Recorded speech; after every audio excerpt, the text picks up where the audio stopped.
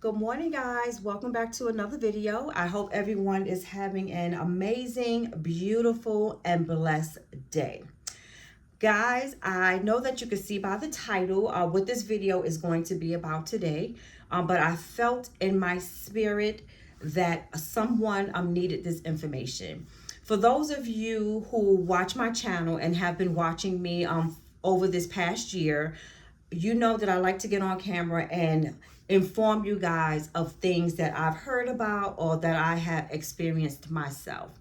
So for those of you who have been watching my video for the past couple of weeks, you know that I have been dealing with my mom and her being in her end stage of life, and just going through a lot of ups and downs during this process. Even so, to the point of where I had a nervous breakdown. So I felt in my spirit that I wanted to come on camera and discuss this with you guys, because I know that there are some of you that are going through the same things. And if I can prevent anyone from going through the emotional roller coaster that I went through, I want to make sure that I can inform you guys and help you and show you so that you can know what path you should take. So I have my notes here because I wanted to make sure that I don't forget anything, because this conversation is so detrimental for those who are caregivers or who will one day become caregivers for their parents or for their loved ones. And these are things that I wish that I had known way back when I first started. So let me start by saying it all begins with conversation. I think this is one of the most important conversations that you can have with your loved ones when it comes to approaching their end of life. It is so important to have the conversation with that person so that you will know what their wishes are when that day comes. Now, when it comes to my mom, I cannot blame her because everybody's situation is different. Some people have a knowledge or have been taught, throughout their lives, through their experiences, through their friends, through their families, or however, they get the information, that they know that there is a point in their lives where they need to, get everything in order before it's too late. So, like I said, the most important thing is to sit down and have the discussion beforehand, especially while that person is still in their right mind and they still have their decision making skills, because that makes it so much easier. So, the first thing that I would say is to start now, today. Let me back up a little bit, guys, because I feel like I'm up in your faces. Like I said, I wish I had known these things way back when I was younger. And right now, being that I'm going through it every inch of the way, when I learn something or experience something, I'm letting my children know as well. So one of the first things that I would recommend you do, and I'm sorry if this video is going to be a little long, but I want to make sure I get everything out so that you guys are informed. So let me start again. The first thing that I would say, and start today, if you are able to go out and get a extra bank account at a separate bank, set up a savings account for yourself for your end of life. Make this account separate from your account that you have for your job, for your direct deposit, or for saving for a new car, for a house, or whatever the situation may be. Because when that time comes, no matter what your situation is, you're going to need those extra funds unless you were born with a silver spoon in your mouth. I don't care what your situation is. Other than that, you are going to need some extra funds.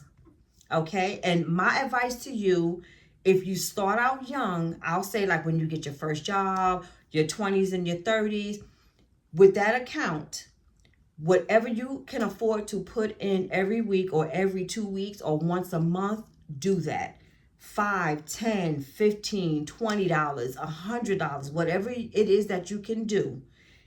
Keep adding to that fund every time you get paid, every time you have some extra money, so that it can accumulate. So by the time you reach that stage, you're good. Okay?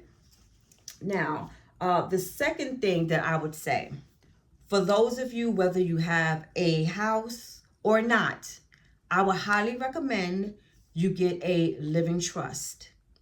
And within that trust, you sit down and you discuss with whomever you are going to put in that trust, whether it's your children, whether it's your spouse, or whether it's a family member. Make sure you know who you want to put in charge of your possessions. And from what I understand, first get a lawyer. Make sure you have a lawyer, because they can fully understand, because I'm sure things are different from state to state. But within this trust, you are to put in all of your bank accounts. If you have a car, you can put your car. If you have a home, you can put your home. If you have valuables such as jewelry or some vintage clothing or furniture in your home, whatever you consider to be an asset to you, you put into this living trust. Now, a will is good, but a living trust is better, because you do not have to, well, you will bypass probate court. And like I said, I don't know if that is something that's just here in the southern states or if that's, everywhere. But with the probate, that means that you can skip the court process, as far as if you have any lingering bills out there that needs to be paid. Everybody gets their money first out of all the assets, and then you'll get whatever. When you have a living trust, you avoid all of that. So that is highly, highly recommended to do. And like I said, put anything that you consider to be an asset in that trust, so that there are no problems. Even if it's like maybe 2 or 3 people that you want to put into this trust, put who do you want to have what. Make sure that all of that is done and finalized. Now, what you can also put in this trust or your will is make sure that you put in there how you want things to go leading up to, or when you're at the end stages of life. Now, you can put, if you would prefer to, like, let's say, live with a relative, like, let's say, your children, or even if your spouse is still able to take care of you. You can live out your time at home, but let them know this in writing. Put these things in your will or in your trust. And this is where your money that you saved up will come in, because a lot of the times your insurance will not cover everything. But in the very beginning, when you retire, if you are able to have a good commercial insurance, make sure that you have long-term care. Long-term care is what will help you towards in your end of life, where you can maybe get 24-hour nursing, or you can get a CNA 7 days a week, for a few hours a day. Or if you go into a nursing facility, or if you go into a memory care center, they will cover that. So that way you don't have to have these things taken out of your pocket. Also, if you have, like, let's say, a home, it is better for you to have that trust, like, as soon as possible. So that way, if you do happen to need to go into a home because your relatives are unable to take care of you, they will not use your home as collateral money to get paid, because they're putting out money to the nursing home or the memory care center. That you will be protected with them not taking, your home. Let me just definitely put that out there. But if you have to go into, or if you want to go and stay with a relative, Or if you want to go like in an assisted living, or if you want to go into a nursing home, put those things, in that living trust or in that will. So that way, at the end, everybody's not running around trying to figure out what to do with you. They have to honor your wishes once it is put in writing and it is stamped by the court. So that is something that you most definitely want to do. And let's see, let me go over my notes here. Make sure you know who it is that you want to be in charge. If you have like two or three other people, but I think you're only allowed two people. But you have to be able to put down and know who you want to put in charge, who is going to bring forth these things that you have put in this trust. Who is the one who's going to be able to distribute things. Let's say that you have two children, right? And you have two houses, right? Let's say that you put in writing, like one kid likes one house over the other. But once you put in there, well, Johnny, I'm leaving him this house at address, blah, blah, blah, blah, blah. Shirley, I'm leaving her the house at this address, blah, blah, blah, blah, blah. It is written, it is notarized, so therefore it's done. Or let's say you have a house and a car. You leave Johnny the house, you leave Susie the car. However way you want it, this person that you put in charge is going to make sure that it gets executed as such. All right. And make sure that you list all of your assets. Do not leave anything out. And even if you don't have any assets at the time that you do your living trust, even if you're just putting in like your 401, your IRA, and money that you have saved in the bank, only if that's the only thing that you have as an asset, that's good. But if later on down the line you accumulate assets such as your car or a house or whatever you may get, you can always add that to your trust. And as I said, when the time comes, you don't have to worry about people coming in and swooping up your stuff, because you don't have to go through probate for that. And also, in detail, you should have documented how you want to live out your life. Like me, I always tell my children, I hope that I go, if it's my destiny to have Alzheimer's or dementia, I pray that I go before it gets the best of me.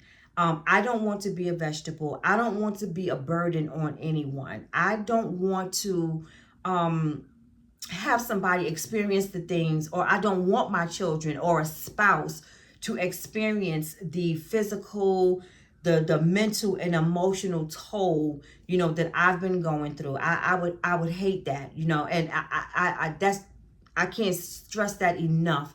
I would hate for that burden to be placed on someone.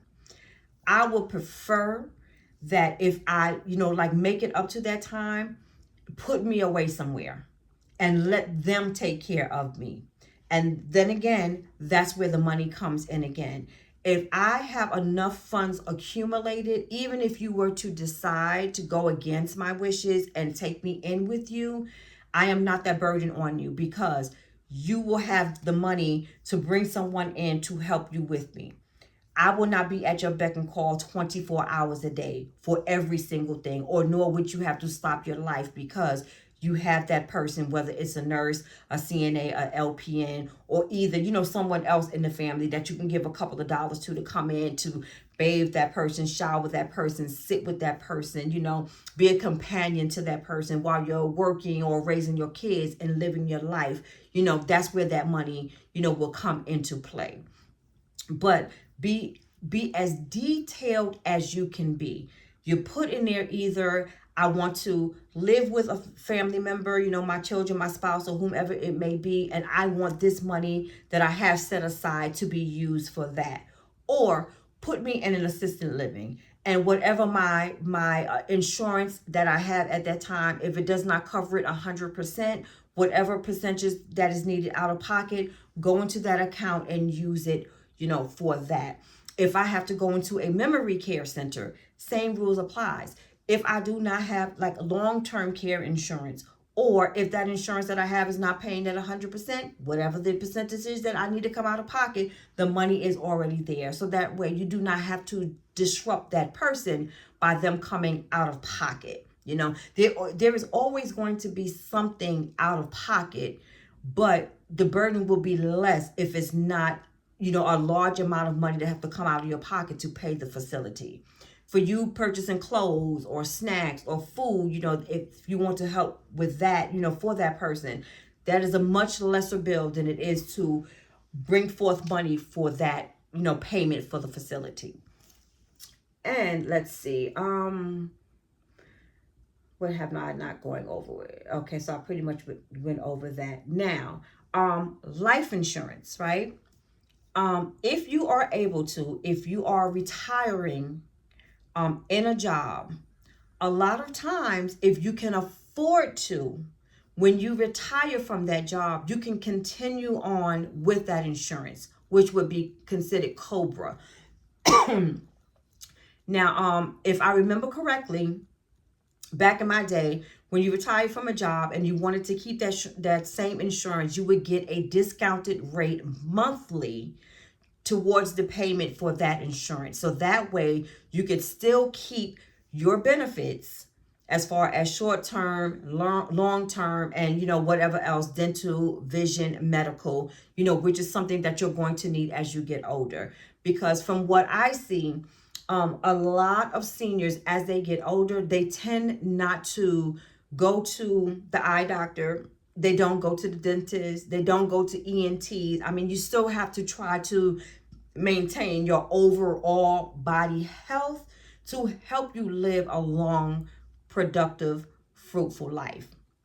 So that's one thing that you also come into play with that extra money in your account, because when you retire, you are on a fixed income. You have your Social Security coming in, you may have a pension coming in, you still may have some money, in your regular savings that you have with your job, but you can always revert back to that extra account that you have to replace whatever may be needed extra in order to keep that insurance. And to me, that is the best insurance to keep if you don't, have the money where you would need to just only depend on Medicare or Medicaid, because the Medicaid can get kind of funny when you're up in age.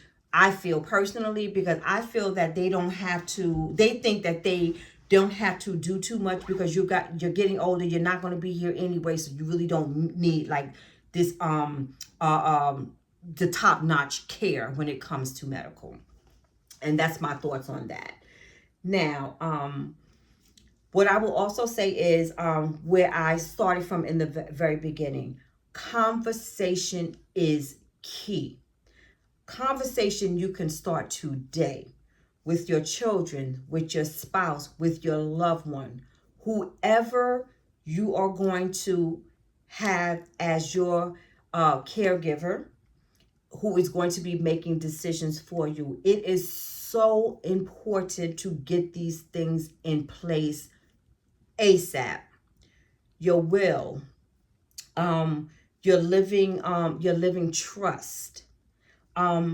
Even like, let's say if you have a house, right, and you have to go into senior living, right, make sure you have someone who is going to maintain that house for you. If you're going to keep that house, you're going to have a person who is going to have to decide if they're going to sell the house or if they're going to rent the house out, because a lot of things come into play with that as well. If you're going to sell the house, you're going to have to find a realtor.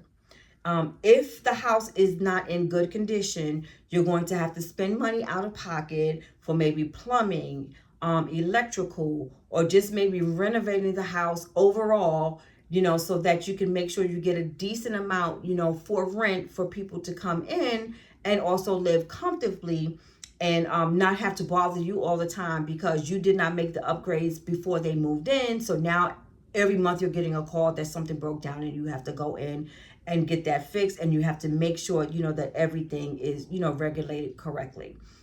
Now, if you want to, and the same thing applies for like if you want to rent out the house. That's a whole, another issue in itself, as far as money coming out of pocket. But if you guys can, understand, what I'm getting at, that extra savings account will be your lifesaver. It will definitely be your lifesaver. So for those of you who are watching this video now and you have not started up that extra, funding, that extra account for you, start now and put in as much as you can. Please put in as much as you can starting now. If you are like in your 40s, your 50s, and even your 60s, because every little bit counts. Now, guys, I'm going to move over, from the money situation to placing your family. If you're going to have your family at home with you and you're going to be the caregiver, you feel in your heart that this is something that you want to do, that is perfectly fine. That is perfectly fine, because, I'm that type of person as well. But I am here to tell you that you are going to need help, 100%. Even if you're taking on the responsibility, and your kids are older, so you don't have to worry about your kids, or maybe you're single and you're not married, or either your husband, is there to help you or whatever. In the beginning, it might be easy, but when they get to that end stage of life and it becomes medical, you're going to need someone to come in, because it's a mind thing. It's going to make it's going to play with your mind. Number one, you're going to be exhausted, physically, mentally, and emotionally. You're not going to be doing everything, because that person is going to need so much care. So much care. Trust me when I tell you. Bathing, brushing their teeth, washing their hair, picking out their clothes, putting on their clothes. It's going to be a lot to deal with. So I just want to put that out there. Make sure you have professional help, because you're going to need it. Please. I'm telling you that from the bottom of my heart, because I had a nervous breakdown trying to do everything. Get somebody that can help you. Get yourself a certified nurse's aide, and pay them hourly or by the day. But please do that, because they will be that extra, the extra set of hands, and will be able to give you the time where you can still go out and live life and enjoy yourself and still feel replenished, so that the chores that you have to do for that person, or the things that you want to do for that person, isn't feel like it's a burden. So please do that. Also, if you are going to put your loved one in a assisted living or a memory care center, and this is something that I'm learning now. With me being in healthcare, and also when you be hearing these stories on the news, you do know that oftentimes that there are horror stories when it comes to putting your loved ones in these facilities. It just is what it is. No matter what kind of facility it is, whether it's a luxury one, or whether the workers may be nice, or whatever the situation may be. Just as sometimes one of those workers can snap as well, because a lot of times they are overworked and understaffed. And like even just this past weekend, one of the CNAs that they had there, she looked extremely tired. And she was telling me that, they are short staffed, and she had 16 residents on her that day. 16 adult people who need assistance with mostly everything. 16 people, that is a lot.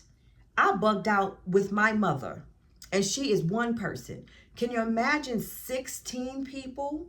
Whether you are a skilled provider or not, that is a lot. And sometimes it's not intentional, but, they can't give the service. They can't give the good care. So you have to do your due diligence. Sometimes don't look at it as if, oh, that's their job. Sometimes you still have to come in, and help out, which is what I had to learn to do. I had to learn, even though my mom is in an assisted living, I still have to be there. I still have to show up. One of the first things I knew that I had to do, and I am that type of person. I knew that I had to make sure that everybody in that place, from the top, the director, to the lowest, which is considered the lowest staff, housekeeping, I had to make sure that they know who I am. And I had to make sure that they know who I am on a good day. And I also had to let them know who I am on a bad day. So that way, if I come in and things are looking good, things are not too crazy, because it's never going to be perfect. It's never going to be perfect. But if it's a good day, I'm coming in, and I'm helping you out. I'm talking, I'm nice, I'm bubbly. I'm going to spend the time with my mom, and I'm going to show my face all around the facility to let you know that I'm there, right? But then you have those days when you come in and things are not looking right. My mom may look like, unkept. The room might be looking a mess, and it might have been a bad day for them. But my thing is still, I'm going to let y'all know that I am not happy about what I'm seeing today. Especially, how I move when I come in there. Like, the floor should not be sticky. If y'all know that my mother made a mess and she may have spilled something, you go and you have housekeeping come in there. Housekeeping is, normally it's 24 hours. Or if they're not, you do your due diligence. You know what I mean? Or if my mom is 10, 11 o'clock, in the day, and my mom looked like she has not been washed and bathed, or her clothes have not been changed, oh no, we have a problem. Because if they're sitting in the bed too long, let's say if they're bed bound, God knows my mother's not, but if they are bed bound and they're just sitting there and you're not giving them, that additional care, that's when that person can develop bed sores, especially if that person does not have people coming in and out, such as I do with my mom. So this person is just laying there because you really don't have the time. I am trying to get into the routine of, y'all don't know when Vanessa's popping up. She might be coming up in here today. So let me at least go in there and do the bare minimum, and that's all I'm asking for. That's all I'm asking for. Me as a person working in healthcare, I understand that. I understand what is acceptable and I understand what is not acceptable. So these are the things, that you have to look out for, if you're going to put your family in a nursing facility.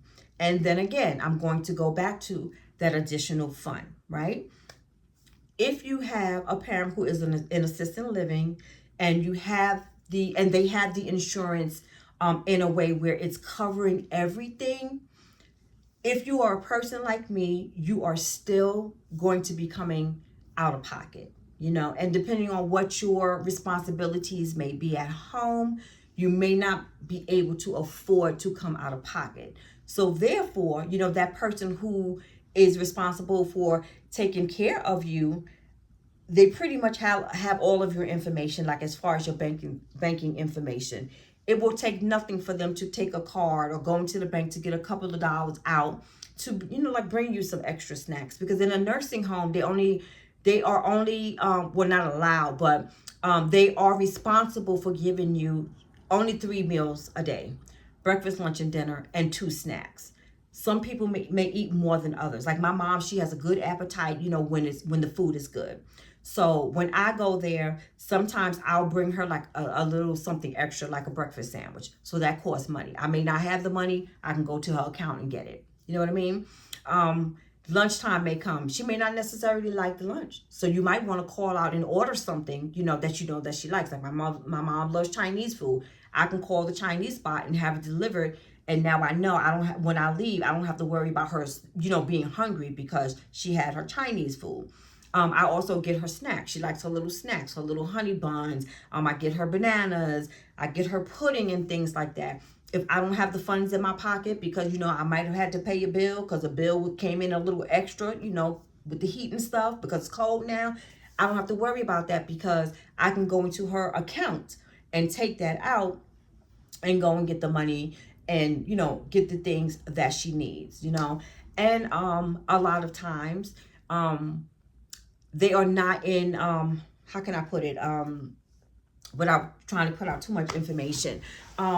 When they're at the end stage of life, things are going to change, body-wise with them. Okay, number one, they are not going to be able to clean themselves up good. So even if they're still wearing underwears, and this is just an example, sometimes they may soil their underwear, you know, and even when they change their underwear, being that they're unable to clean themselves up too well, you're going to have to come in and do it behind them if you choose to, if you choose to. But for me, in order to alleviate that problem, so they're not walking around with stinky panties all day, I'm taking extra money and I'm purchase my mom, some Depends, which they do have them in the facility, but from the way it looks, it's like one size fit all. My mom's this big, and the Depends or Pampers, whatever they call it, they give my mom is about this big. This big is too big for this big, for this size. So I often go and I get them for her myself. But basically, if you're going to put them in a facility, you have to do your due diligence and keep up with them. Because from what I've noticed, that if you are a resident there and you don't have people constantly coming and going and you don't do pop-ups, it will show. It will show. Even in the facility that my mom is in right now, I've had staffers tell me, make sure you come and pop up on your mom, and this and that, this and that. Now, me, I don't think that I am going to have too much of a problem, because I don't think, I would never say never, but I don't think that I'm going to have too much of a problem, because straight out the gate, I made my presence known. When my mom was transferred to that facility from the hospital, I stayed overnight that whole week. And if I had to curse somebody out, I cursed them out. If I had to tell them what to do, I'm telling them what to do. Because my mindset is, my mom is here and her insurance is paying for her to receive certain services. So within those services, I'm going to make sure that she receives it. And when you're in a nursing facility or a rehab place, you are paying for the food, the cleanliness, and everything else that falls under that realm. So I'm going to make sure that my mom received it. So whether I had to speak in a soft tone or whether I had to curse someone to F out is what I did. So now we are at a point of where, like I said, everybody from the top to, the lowest paying person on the scale, everybody knows me. From when I walk through that door, from when I'm walking through that entire facility, I'm making sure I know everybody and everybody knows me. So right now, my mom is somewhat like in a pretty like good standing, and also you have to advocate for your people when they're in there as well, because they can get a little lazy when it comes to the medication. Me, I know my mom, and I know that she can be a handful. I mean, she's in her end stage, but she can still be a handful, because she's used to living her life a certain way. As my mom is getting older, she's an early riser, which she has always been, and she always goes to bed at an early time. Since I have been my mom's caregiver throughout the years, when she is with me, I make sure her meals are given to her at a certain time. I give her medication at a certain time. So since this has been her routine, anything outside of that, y'all gonna have some problems, because it's gonna knock her off the grid. And my mom is very mouthy and will cuss you out like a sailor, which she has already done, because I have been told. So my thing is, I have to go in and I have to advocate for my mom and tell them things such as, if y'all don't want no problems with my mother because y'all have other things to do, because y'all are short staffed, y'all need to do A, B, C, D, and E. And if y'all don't believe what I'm saying, I'm gonna give y'all that and let y'all see how this plays out. So at this point in time, she is given her medication at a certain time, and like I also even told them, which they are grateful for. I think they're kind of grateful for the type of residents that my mom is. My mom has to be busy. She has to be busy. She has to be hands-on, and she has to be doing something. When she is bored is when that dementia stuff kicks in. Her boredom kicks in. She gonna start problems. She gonna act like she's in her house. She's not gonna want to be there. She's gonna be ready to go home. She's going to be bored. She don't want to sit around doing nothing. So now that they know this, they have her doing things. She is helping them like a little assistant with the other residents when it comes to doing activities. Being that they know that she likes to help like within the home, like keeping things clean and tidy. I told y'all that's where I get that from. They now know. They let her help fold like the towels after they do the laundry. They know that my mom has to be involved, right? They also know that from the time my mom gets up in the morning, after you give her breakfast, she has to be medicated. She has to be calm. They have to give her medication where she is calm so she can go with the flow, as it wears off, later on during the day, and you'll see it. You'll know when it's time to give her her second dose of that so she can calm down, right? When y'all don't want her to start wandering around, trying to leave and start, get crying and upset because she's ready to go, especially when it's dark, because in her mind, it's sleep time, even though it gets dark at 5:30. Now it's time to give her her medication for her to go to sleep. Put her in the room, put her in that bed, dim them lights, lower or turn the TV off, and my mom is good. So all that to say is, if you're choosing the option to put your mom or your loved one in a facility, let your presence be known. Don't let them dictate to you how the resident is going to be treated and what they're going to be doing. No, you dictate that, because you know that person. You know your loved one. You know how things are supposed to be ran. Okay? So, and also, like I said, start the process now, of figuring out how you want your life to be.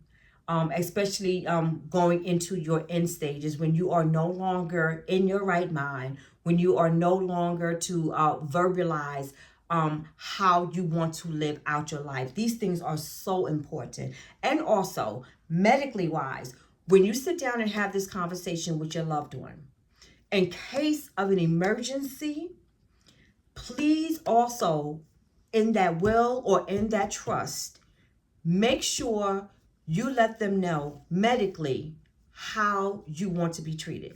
I tell my kids all the time, on a daily basis, even more so now.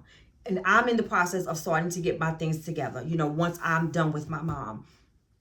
I don't want to live, first of all, I don't want to live until a certain age. I don't want to live to the point of where I don't know my children. I don't know my grandbaby. I don't know my relatives. I don't want to get to that point. I don't want to be an empty shell, especially if it is a person who as being outgoing and very bubbly, in the life of the party, that funny person, that talkative person. To see them in that state is very, very sad.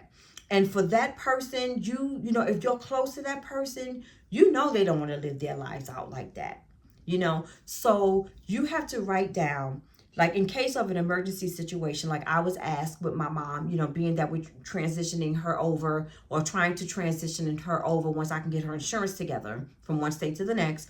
Once she transitioned over, if there happens to be an emergency where like let's say she needs to go to the hospital, she needs oxygen, she had a heart attack, something life-threatening. If I don't want my mother's life to be prolonged. How can I say this? I don't want her life to be prolonged if she's going to be in a vegetative state. If she's no longer able to walk, if she's no longer able to talk, I don't want to keep her hanging on just for me. And just a little short story. When I was back in New York in the hospital that I was working in for, over, 13 years, I worked in cardiology. That's with the heart. I worked in interventional cardiology. So most of the times when the patient came over to our clinic, they would come in for surgeries. Like if they had a blockage in their heart, they would come in for stents, like things of that nature. What upset me so is the patients that are in their 80s and their 90s, right? You can see when they come in with their family members, whether it's their children, or whatever the situation may be.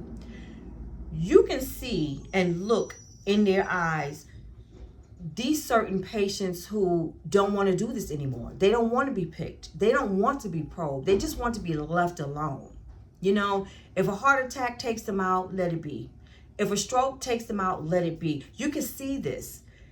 And, you know, but they're not saying anything to their loved ones because they know that their loved ones are holding on to them. You know, they don't want them to go.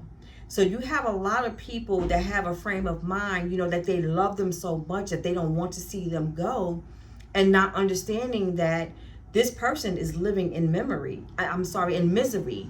You know, this is not the life that they want to live. You know, they rather let, you know, God be God. Let God do his job. If it's their time to go, you know, let them go. They don't want to be living in a state of where every so often they have to come in for a stint. You know, their chest is being cut open, you know, all the time. They, you know, they don't want that. I have seen patients in their 80s and 90s that come in and their charts are about this thick because their loved ones, every time they have an episode of something, they're pushing them under the knife.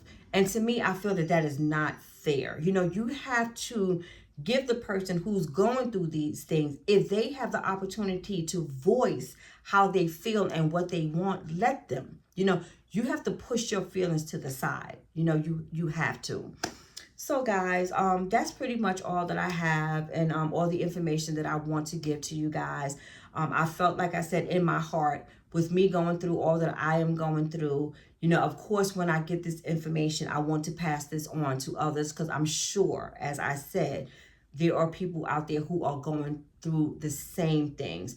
Whether you are the caregiver or whether you are the person who is going to eventually, at some time in your life, need this care, I want you to know that the best thing to do is to start early, come up with a plan, make sure you have your paperwork, and let everyone know that this is what you want to do. And I'm so sorry, guys. I'm hoping you guys are able to see me clearly. Hold on, let me just push you guys back a little bit. I see that the sun is in my face. All right, and I'm so sorry about that. But like I said, I just wanted to inform you guys and give you guys some update on all the information that I am learning as I go along the way. And as I said previous to this video, maybe about a week ago, I don't want to make every single video about, you know, my struggles of what I'm going through with my mom, because I want my videos to be upbeat as well. And I want you guys to see, you know, like how I'm living my life. This is a lifestyle channel. But whenever I can come in and inform you guys on things, like I said, that I have learned or that I have experienced, I am most definitely going to do that, because I know that I am not the only one on this earth who is experiencing these things. But guys, I hope you have a wonderful, beautiful, and blessed day. And please remember to like, comment, and subscribe. And please share with this video with those who you may think is interested in this type of content. And I will see you guys in the very next video. You guys have a wonderful, beautiful, and blessed day.